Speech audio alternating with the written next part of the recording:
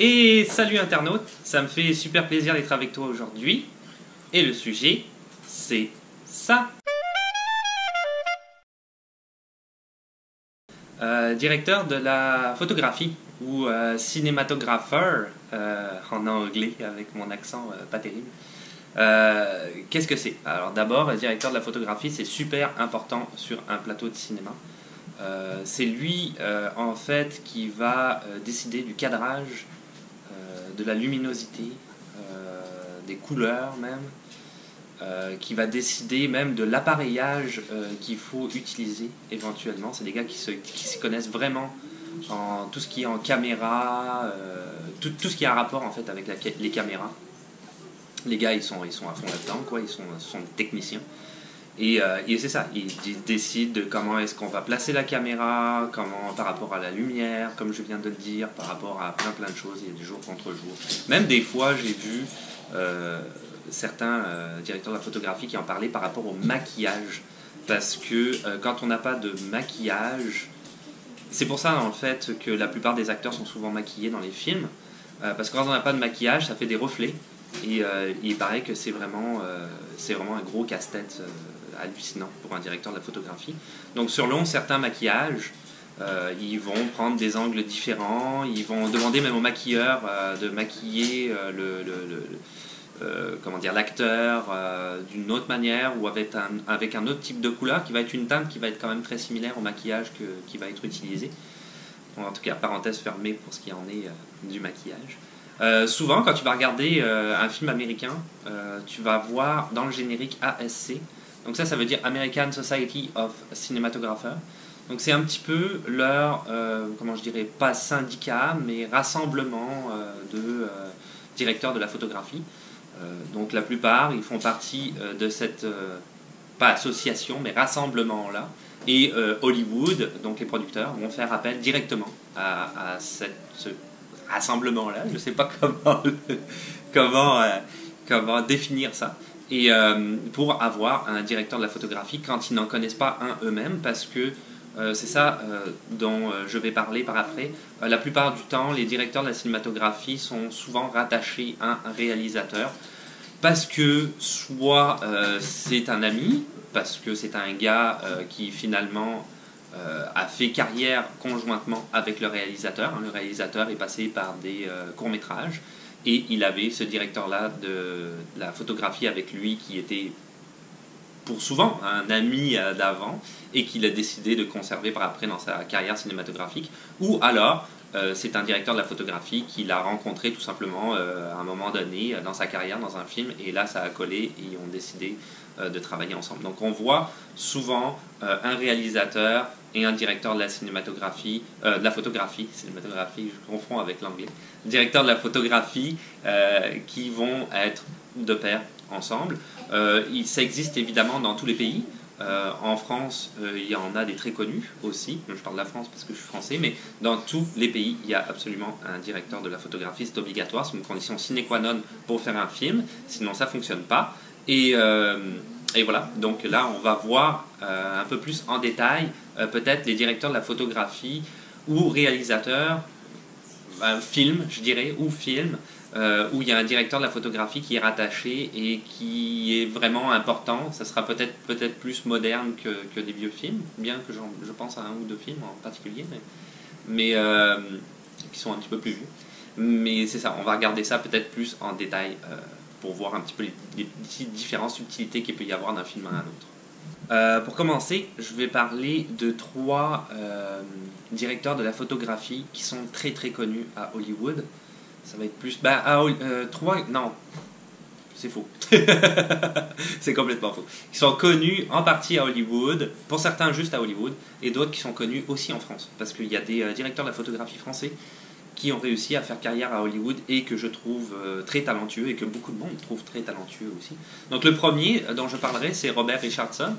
Robert Richardson, c'est un directeur de la photographie vraiment connu. Il travaille, pour citer juste quelques noms, principalement avec Scorsese, Tarantino et Oliver Stone. Il travaille avec d'autres réalisateurs, mais ces trois réalisateurs-là que je viens de citer, quasiment tous les films de ces réalisateurs-là, c'est lui le directeur de la photographie. Donc on s'entend que c'est un gars qui vraiment il est très très ancré dans le milieu de Hollywood. Robert Richardson, c'est un des 3 directeurs de la photographie à avoir reçu 3 fois un Oscar. C'est quand même très très bien. Je l'avais noté, les Oscars c'était JFK, Avatar et puis Hugo, qui est plus récent en 2011. Donc c'est quand même un monsieur assez hallucinant. On se rend compte tout de suite, si on regarde aussi bien le film Tarantino, Stone, Oliver Stone, comme je disais, ou Scorsese, qui a une cinématographie, donc une photographie qui quand même se rapproche les uns des autres pour certains films. Shutter Island, par exemple, de Scorsese, je trouve, pour les films plus récents, on est vraiment dans la même mouvance que même Hugo, qui parle pas du tout de la même c'est pas la même histoire, c'est pas du tout le même concept, mais dans les manières de filmer, on voit quand même, quand on comprend que c'est le même directeur de la photographie en arrière, qu'il y a des similitudes dans les manières de fonctionner.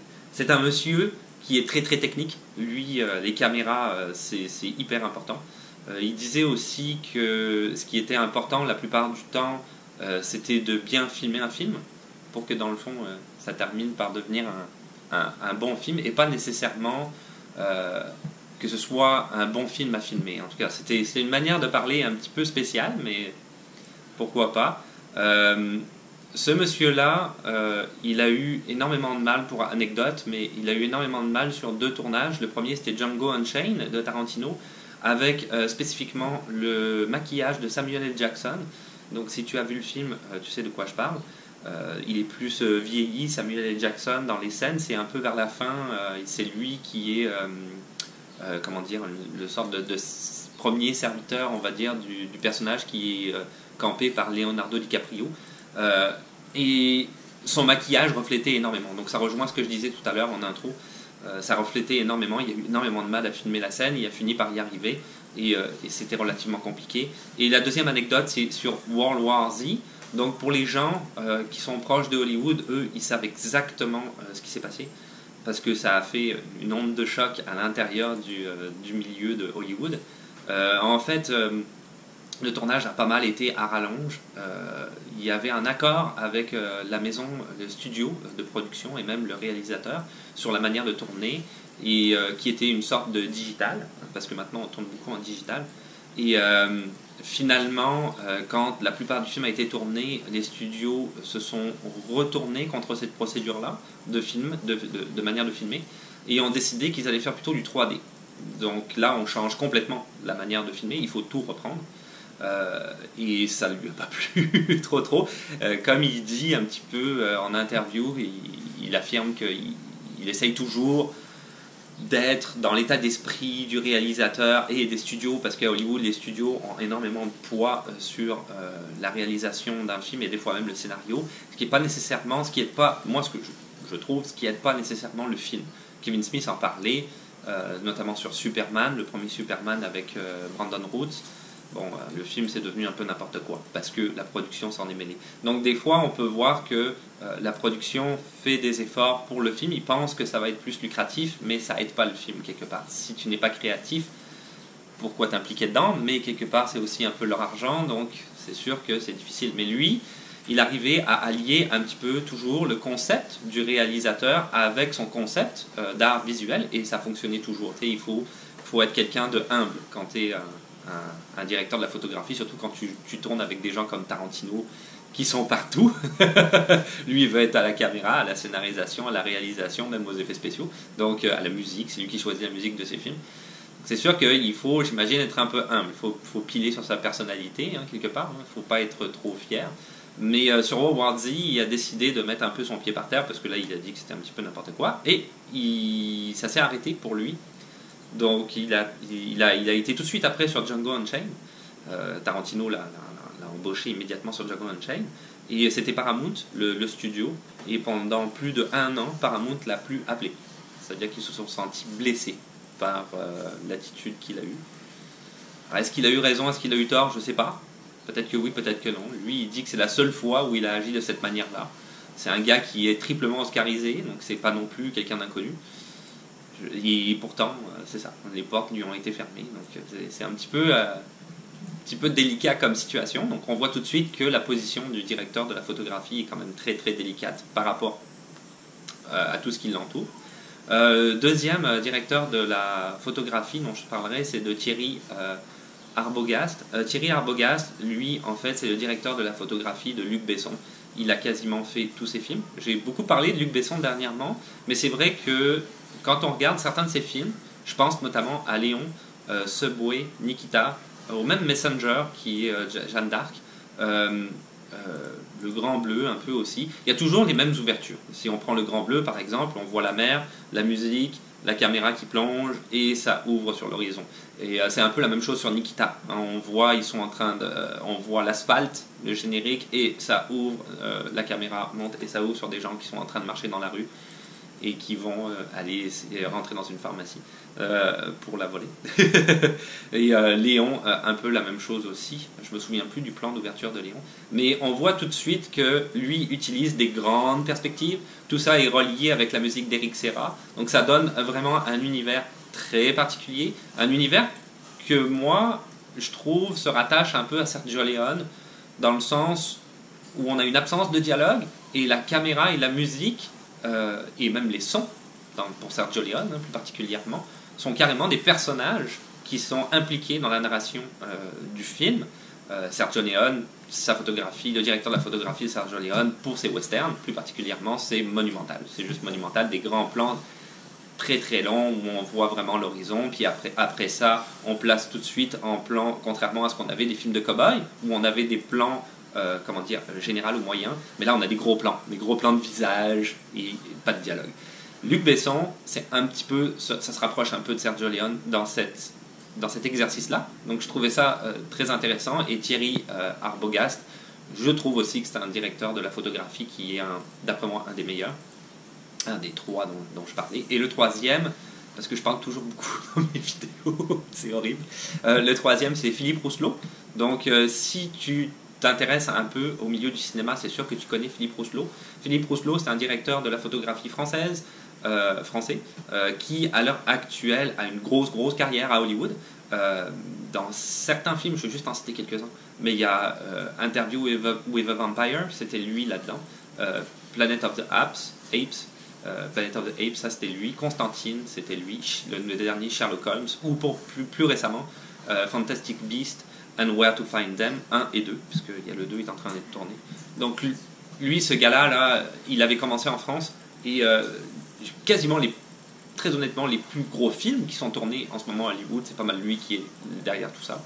On voit aussi qu'il y a une teinte comme Planet of the Apes ou Constantine, que j'ai beaucoup aimé au niveau de la photographie. On voit tout de suite qu'il y a une teinte qui est un petit peu plus sombre, ça rejoint un peu le Luc Besson dont je parlais tout à l'heure dans ses films. Donc il y a une teinte qui est assez sombre, une manière de filmer qui est assez spécifique. Donc c'est ça. Philippe Rousselot, je ne parlerai pas plus de lui, mais parce qu'il faut que je fasse plus court. Mais c'est ça. Pour moi, c'est pas mal les trois directeurs de la photographie qui sont très très importants de toute façon, même par rapport à leurs récompenses qu'ils ont pu avoir et par rapport à leur filmographie. Tu peux aller voir ça sur IMDb et tu verras tout de suite que c'est des gens qui ont énormément de films en arrière d'eux. Il y a certains films aussi, ou groupes de films, groupes de films, qui m'ont marqué au niveau de la photographie et dont je voudrais parler. C'est sûr que c'est peut-être plus à titre personnel, mais je trouve qu'il y a un art visuel gigantesque dans ces films-là. Donc Sergio Leone, j'en ai parlé, mais je pense aussi à Laurence d'Arabie, un petit peu dans le même contexte de ce genre de film-là. Sergio Leone, c'était plus moderne, c'est les années 60, c'est sûr, là, 66 pour, je pense, Le Bon, la Brute et le Truand, il me semble. Mais Laurence d'Arabie, c'est sûr que c'est un petit peu plus vieux. Là, on parle plus de grandes fresques. Hein. Ils aimaient ça, faire des péplums à l'époque. Donc là, on était sorti des péplums, puis là, c'était plus une grande fresque avec Laurence Olivier. C'est un très grand film. Et c'est ça, la cinématographie est vraiment spéciale. À l'époque, ils n'avaient pas du tout la même technologie qu'on a à l'heure actuelle. Donc, ils utilisaient ce qu'on appelait des gélatines, des sortes de... comment dire, de feutre ou de plastine, une sorte de plastique. Je ne sais pas si c'était en plastine, mais une sorte de plastique qu'ils mettaient devant la caméra, littéralement devant la caméra. Et là, c'était jaune, orange, bleu, etc. Et tu pouvais donner une couleur spécifique du coup à ce que tu filmais. Et dans Laurence d'Arabie, par exemple, il y a énormément de scènes qui se tournent dans le désert. Je pense à Sergio Leone, c'est un petit peu la même chose aussi, je reviens sur lui. Mais le désert, quand on le filme, a des couleurs qui sont réalistes, mais qui ne sont pas extra-réalistes. Et le cinéma fait toujours de l'extra-réalisme. Pour que ce soit, comment dire, j'en avais parlé dans d'autres vidéos, il y a un petit peu des règles qui sont suivies et que nous, en tant que spectateurs, on s'attend à retrouver dans un film. Donc on ne regarde pas un documentaire, on regarde vraiment de l'extra-réalisme et là, ou de l'hyper-réalisme, comme ils disent. Et donc là, c'est des teintes plutôt blanches, un désert, quand c'est filmé comme ça. Donc ils remettent des gélatines devant qui vont être plus orangées, plus rouges, plus jaunes, tout dépendant. Et on a un désert qui est bien plus marqué. Et du coup, en tant que spectateur, on se dit, ok, il fait très chaud. Ça va avec. C'est l'idée que ça donne. Donc, c'est ça. Il y a ces films-là dont je voulais parler. Blade. Alors, le directeur de la photographie, c'est Theo van de Sande. Il y a des origines, il me semble, quelque chose comme flamande, je ne veux pas dire de bêtises, ou allemande, je ne sais plus. Hollandaise, je pense. Donc Blade, ce que j'ai beaucoup aimé dans Blade, c'est la série d'ouverture. Donc les scènes d'ouverture de premier film Blade. Dans cette scène-là, en fait, grosso modo, Blade arrive, il y a un gars qui d'ailleurs, je le trouvais à l'époque, et je le trouve encore à l'heure actuelle, est censé jouer un jeune, mais l'acteur a un âge hyper avancé. Le gars a genre 35 ans, puis il est censé jouer un gars de 18 ans, je pense. En tout cas, il va dans une boîte de nuit underground. Finalement, il se rend compte, pour faire très très vite, il se rend compte finalement que ce ne sont que des vampires là-dedans. Il n'y a pas nécessairement beaucoup de dialogue, il n'y a quasiment pas de dialogue. Il dit 2 mots au début, le gars, là, avec la fille, et puis c'est lui le repas principal. Mais Blade intervient, et là, tu vas avoir une scène qui est toute filmée. C'est complètement hallucinant. Pour moi, c'est une des meilleures scènes qui existent dans le cinéma, dans l'histoire du cinéma. Sans reprendre peut-être Hitchcock, dont je parlerai peut-être après, mais c'est ça, ça reprend absolument. Dans cette scène-là, on voit tout ce qui va se passer dans le film par après. Donc non seulement il y a des panoramiques qui sont hallucinants, des effets spéciaux qui sont quand même assez bons. Le film date de 98, c'est encore regardable, donc c'était quand même bien fait pour l'époque. Et aussi, on s'en rend peut-être pas compte, mais on voit tous les personnages principaux du film en 2-3 scènes, on va dire. C'est monumental comment c'est tourné. Les effets de caméra sont hallucinants. Donc la caméra tourne tout le temps autour de Wesley Snipes qui lui-même est en action. Donc ça a dû être tellement compliqué à tourner. Et on voit chaque personnage. On voit Stephen Dorff par exemple qui joue le méchant dedans. Et lui, on le voit peut-être quelques secondes, mais on le voit. Il croise le regard, on le voit et il est dans la foule. Donc on voit tous les personnages principaux. Tout est présenté en une seule scène sans aucun dialogue, uniquement avec le directeur de la photographie et son travail, et notamment le réalisateur aussi, c'est sûr, hein, puisqu'ils travaillent conjointement. Donc ça, pour moi, ça c'est un film littéralement d'anthologie. Une scène, pas un film, une scène d'anthologie. Le film, c'est différent, mais la scène est exceptionnelle. Un autre film dont je pense qui est aussi plus moderne, Underworld, de Lance Wiseman, 2003. Là, encore une fois, il y a quelque chose là-dedans qui m'a interpellé. Les autres, Underworld, je ne les ai pas aimés. C'est mon point de vue, je les ai trouvés beaucoup moins réussis. Mais le premier, pour moi, est une sorte de masterpiece, un chef-d'œuvre. La manière dont le scénario, je le trouvais quand même pas si mal. La réalisation, les acteurs, ça allait, plus ou moins. Mais ça allait, il y a des grands acteurs aussi qui jouent là-dedans, notamment les vieux vampires. Mais il y a des scènes vraiment hallucinantes, comme je pense à la scène du métro, pour ceux qui l'ont vu.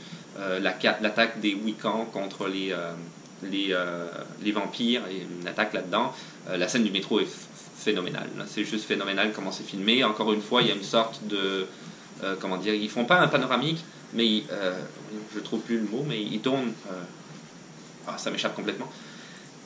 Ils tournent comme ça en parallèle sur le côté avec le personnage. On voit le personnage évoluer dans une scène d'action. Ça a dû être terriblement, plus les effets spéciaux qui sont rajoutés par après. Ça a dû être terriblement dur à faire. Le directeur de la photographie sur ce film-là s'appelle Tony Pierce Roberts.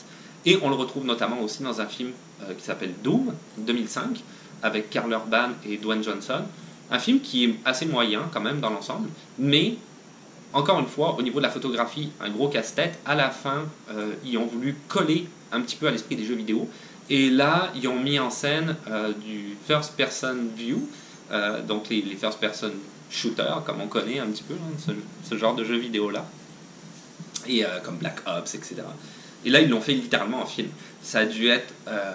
donc c'est une très bonne référence aux jeux vidéo, nécessairement, naturellement, ça a dû être terriblement difficile à faire.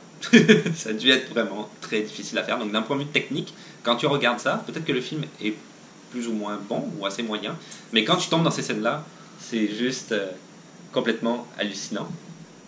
Tu voulais dire quelque chose? C'était super long, en fait. Doom? Ouais, t'as aimé ça? Ben oui, c'est ça, tous les goûts sont dans la nature, c'est ça. Doom, c'était bon. Ouais, t'as aimé Doom, c'est ça. Ma conjointe a adoré Doom. Mais c'est ça, en tout cas, moi je l'ai aimé moyennement, je pense pas que ce soit un grand film. Mais cette scène-là, il faut dire ce qui est. Bill Popp, encore un autre directeur de la photographie que je vais citer, il a joué dans The Matrix, pas joué, oui, il était directeur de la photographie dans The Matrix, V for Vendetta notamment. Donc on voit tout de suite que il y a une couleur spéciale. The Matrix, V for Vendetta, qui sont des films aussi des grands classiques. On ne va pas parler des suites de The Matrix, on ne rentrera pas là-dedans. Mais au niveau de la photographie, c'était quand The Matrix est sorti, c'était en 99, je pense, ou 98, je ne sais plus exactement. C'était hallucinant, on n'avait jamais vu ça. Donc c'est sûr que réalisation, effets spéciaux, manière de faire, des effets spéciaux qui utilisaient le système d'appareil photo qui tourne comme ça, où on prend des photos, du coup on a des arrêts sur image, ils tournent à je ne sais plus combien de secondes, ils sont disposés en arc de cercle, et du coup on a vraiment un ralenti phénoménal qu'on n'avait jamais vu dans des films, mais qu'on connaissait déjà dans les publicités ou dans les vidéoclips. Donc c'est un monsieur dont le nom m'échappe qui avait amené ça. Donc ça, encore une fois, là on a quelque chose de quand même assez monumental.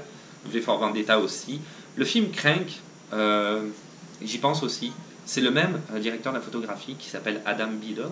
Adam Biddle, lui, il a fait Crank. C'est un autre directeur de la photographie. Là, je parlais de Bill Popp, c'est pas la même affaire. Donc, je me suis moi-même, j'ai été confus.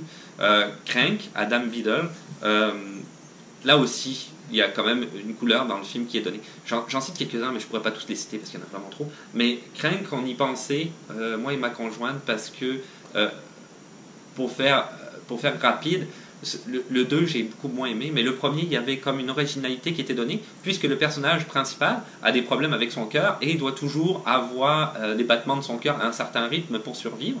Donc c'est un film qui est purement dans l'adrénaline, et la manière de filmer le film correspond à ça. Donc on est vraiment dans du rapide, dans l'extrême, dans vraiment... il y a même des effets qui sont donnés visuellement pour donner encore plus de rapidité. La caméra tourne dans tous les sens, elle suit le personnage, la caméra est hyper active. C'est vraiment très intéressant à regarder. C'est très très spécial. David Fincher aussi, tous ses films, c'est Jeff, je l'avais noté, Cronenweth, j'ai noté en arrière des choses, parce que je ne connais pas tout par cœur. J'en connais beaucoup par cœur, mais pas tout. Lui, il a été directeur de la photographie sur la plupart des films de David Fincher. David Fincher, pour moi, c'est juste monumental. Il n'a pas fait que des bons films, mais si je pense à The Social Network, The Game, Seven. Seven, pour moi, c'est peut-être un des meilleurs films que David Fincher ait jamais fait.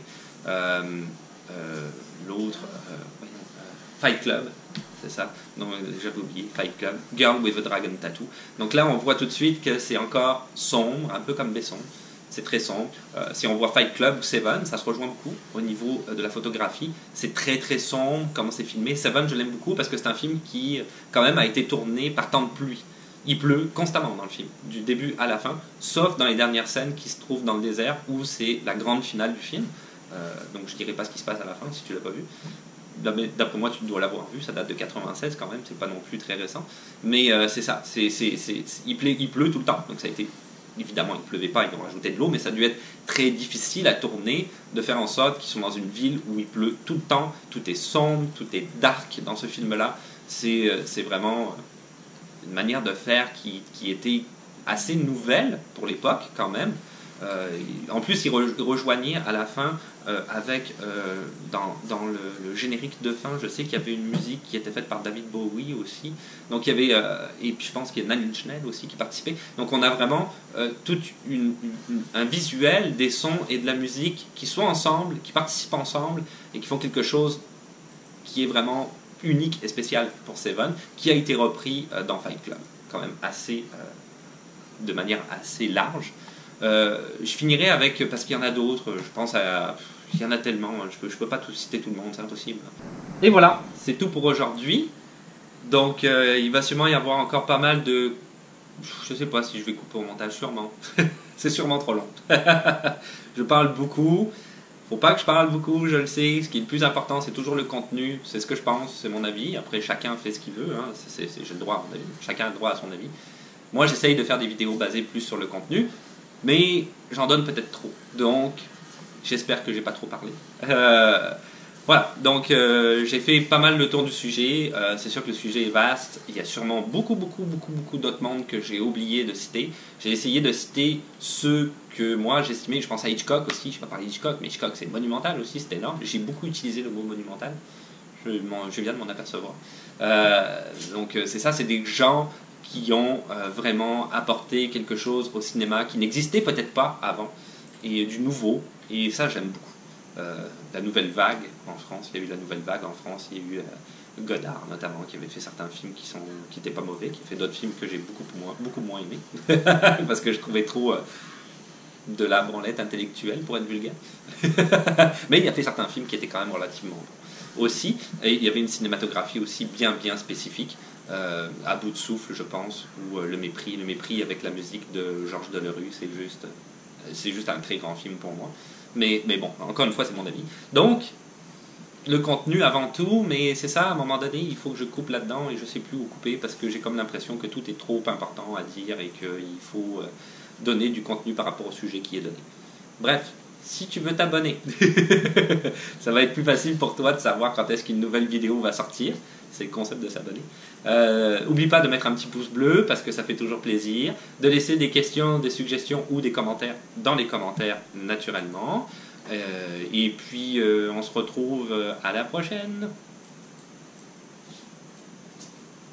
À la prochaine. Salut.